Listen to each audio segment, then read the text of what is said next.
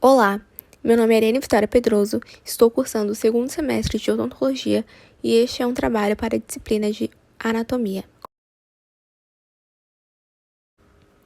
O incisivo central superior tem a coroa mais volumosa que o incisivo lateral superior.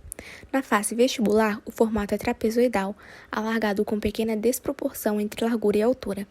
As margens mesial e distal são quase do mesmo comprimento, margem incisal ligeiramente inclinada para o lado direito, o ângulo distal pouco arredondado e o ângulo mesial reto. A raiz é volumosa e relativamente curta e é raiz única. Já no incisivo lateral superior, a coroa é menos volumosa.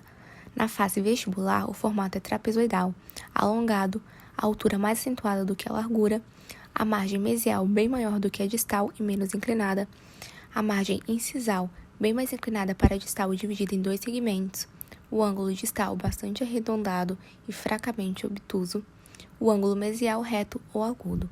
A raiz é cônica achatada no sentido distal, menos volumosa e relativamente longa, e a raiz é única. A diferença entre o incisivo central e lateral inferior é que o incisivo central inferior apresenta uma coroa menor que o incisivo lateral. Ambos apresentam uma raiz. Diferenças entre o canino superior e inferior. O canino superior apresenta grandes semelhanças com o canino inferior. No entanto, o canino inferior é um dente mais estreito, com face vestibular mais convexa e que terá as bordas mesial e distal da face vestibular mais retilíneas. O canino superior tem as curvaturas mais acentuadas nas bordas mesial e distal da face vestibular. Além disso, o canino inferior terá uma raiz mais achatada no sentido mesio-distal, enquanto que o canino superior, a raiz é cônica e bastante volumosa. Ambos são unicuspidados. Diferença entre o primeiro e o segundo premolar superior. O primeiro premolar superior é bicuspidado, com cúspides separadas por um sulco reto e longo, com deslocamento palatino. A altura da cúspide vestibular é mais alta e mais larga que a palatal. Na maioria das vezes, o primeiro premolar superior apresenta duas raízes.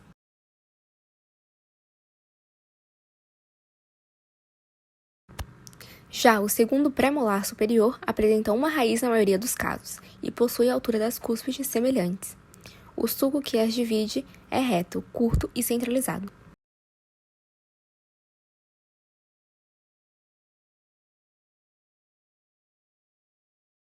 Diferenças entre o primeiro e o segundo premolar inferior.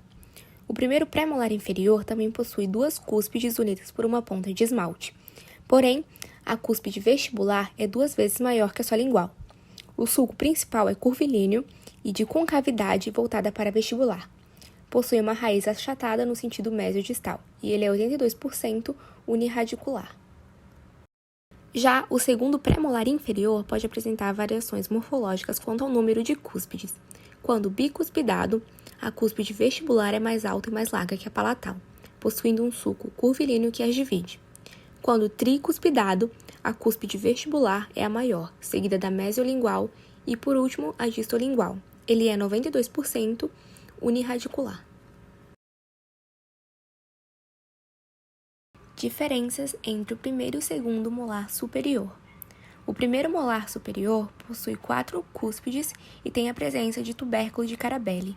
A face lingual é maior que a vestibular no sentido mesio-distal. Já o segundo molar superior possui 3 ou 4 cúspides. De uma vista oclusal, tem a vestibular maior que a palatal.